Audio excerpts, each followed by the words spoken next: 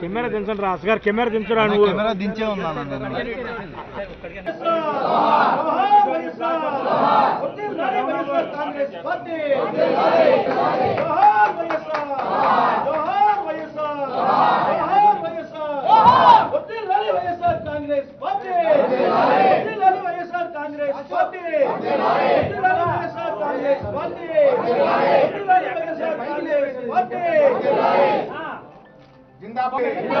जिंदाबाद వైఎస్ఆర్ కాంగ్రెస్ పార్టీ जोहार వైఎస్ఆర్ జై జగన్ జై జగన్ జై జగన్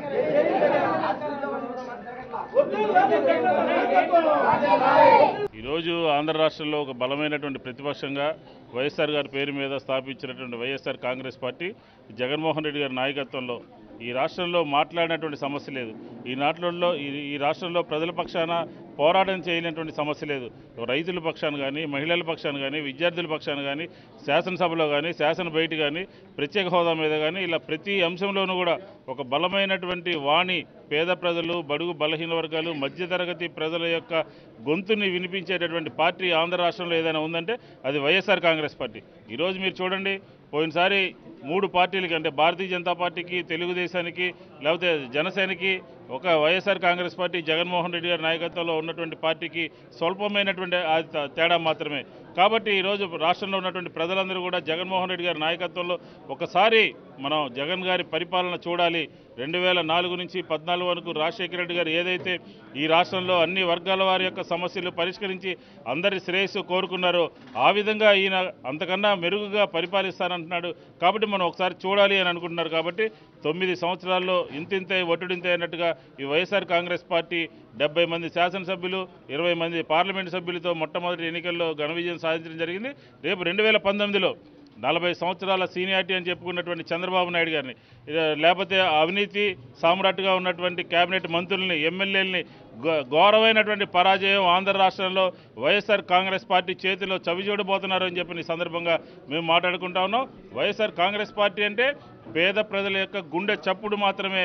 మీద కార్పొరేట్ శక్తులకి, కాంట్రాక్టర్లకి, లేకపోతే డబ్బున్న వాళ్ళకి పనిచేసేటటువంటి పార్టీ తెలుగుదేశం అయితే వైఎస్ఆర్ కాంగ్రెస్ పార్టీ బడుగు బలహీన వర్గాలు, మైనార్టీలు.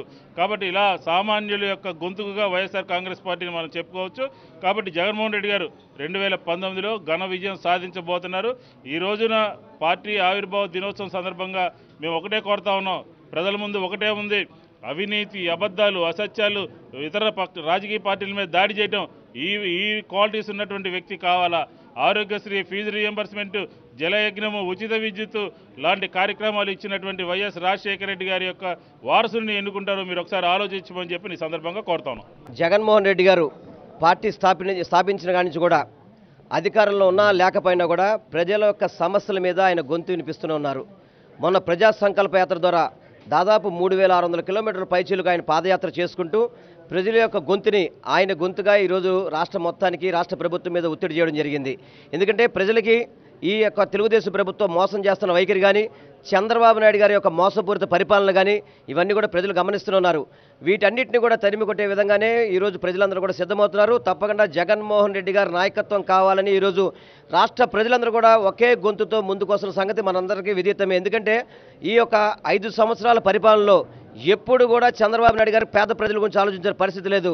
కేవలం Amaravati, Singapore, China, Japan, Polavaram అని చెప్పిన ప్రజల్ని మభ్యపెట్టే విధంగానే చంద్రబాబు నాయుడు యొక్క పరిపాలన సరిపోయింది తప్ప పేద ప్రజలకు ఏం చేస్తే మంచిది అనేది ఇప్పటివరకు కూడా ఆలోచించకుండా ఎన్నికల తరుణంలో పిల్లలకి మన యువతకు కానీ, మహిళలకు కానీ, వృద్ధులకు కానీ అందరికీ కూడా తాయిలాలు వేసే విధంగా చంద్రబాబు నాయుడు గారి యొక్క పరిపాలన కనబడుతుంది.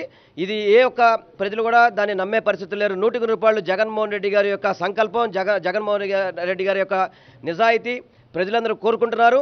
మేము ఒక్కటే చెప్తున్నాం, రేపు రానున్న 10వ సంవత్సర పార్టీ యొక్క వేడుకల్లో జగన్మోహన్ రెడ్డి గారు ముఖ్యమంత్రి హోదాలోని ఈ యొక్క పండగ చేసుకుంటామని చెప్పి రాష్ట్ర ప్రజలందరూ కూడా కోరుకుంటున్నారు.